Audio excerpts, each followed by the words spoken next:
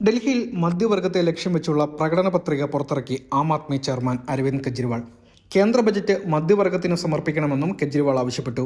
ഇന്ത്യയുടെ യഥാർത്ഥ സൂപ്പർ പവറായ മധ്യവർഗത്തെ തിരിച്ചറിയണം. തെരുവുകൾ മുതൽ പാർലമെന്റ് വരെ ഇടത്തരക്കാരുടെ ശബ്ദമായി ആം ആദ്മി പ്രവർത്തിക്കുമെന്നും കെജ്രിവാൾ പറഞ്ഞു. കേന്ദ്ര ബജറ്റിൽ ഉൾപ്പെടുത്താൻ 7 ആവശ്യങ്ങളും കെജ്രിവാൾ ഉന്നയിച്ചു. വിദ്യാഭ്യാസം, ആരോഗ്യം, നികുതി ഇളവ്, പെൻഷൻ എന്നിവ ഉൾപ്പെടെയുള്ള ആവശ്യങ്ങളാണ് കെജ്രിവാൾ ഉയർത്തിയത്. ബജറ്റിൽ വിദ്യാഭ്യാസത്തിനുള്ള വിഹിതം 2% നിന്നും 10% വർദ്ധിപ്പിക്കണം. സ്വകാര്യ സ്കൂളുകളുടെ ഫീസ് നിയന്ത്രിക്കുവാൻ ഇടപെടലുണ്ടാകണം. ഉന്നത വിദ്യാഭ്യാസത്തിന് സബ്സിഡിയും സ്കോളർഷിപ്പും നൽകണം. ആരോഗ്യ ബജറ്റ് 10% ഉയർത്തണം. ആരോഗ്യ ഇൻഷുറൻസിൽ നിന്ന് നികുതി ഒഴിവാക്കണം. കെജ്രിവാൾ ആവശ്യപ്പെട്ടത് ഇങ്ങനെയൊക്കെയായിരുന്നു. ആദായ നികുതി ഇളവ് ഇപ്പോഴുള്ള 7 ലക്ഷം രൂപയിൽ നിന്ന് 10 ലക്ഷം രൂപയായി ഉയർത്തണമെന്നും കെജ്രിവാൾ ആവശ്യപ്പെട്ടു. അവശ്യ വസ്തുക്കളിൽ നിന്ന് ചരക്ക് സേവന നികുതി നീക്കം ചെയ്യണം.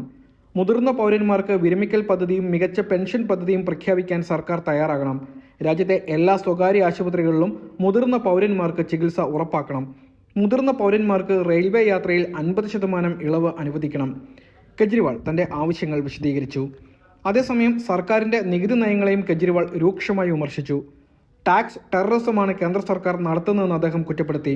സാധാരണ നിലയിൽ ജീവിച്ചിരിക്കുമ്പോഴാണ് ആളുകൾ നികുതി അടയ്ക്കുക, എന്നാൽ മരിച്ചു കഴിഞ്ഞും നികുതി അടയ്ക്കേണ്ട അവസ്ഥയാണ്. ഇത്തരത്തിൽ ടാക്സ് ടെററിസം നിലനിൽക്കുന്ന സാഹചര്യത്തിൽ ഒരാൾ എങ്ങനെയാണ് തങ്ങളുടെ സ്വപ്നത്തിന് പിന്നാലെ പോവുകയെന്നും കെജ്രിവാൾ ചോദിക്കുന്നു.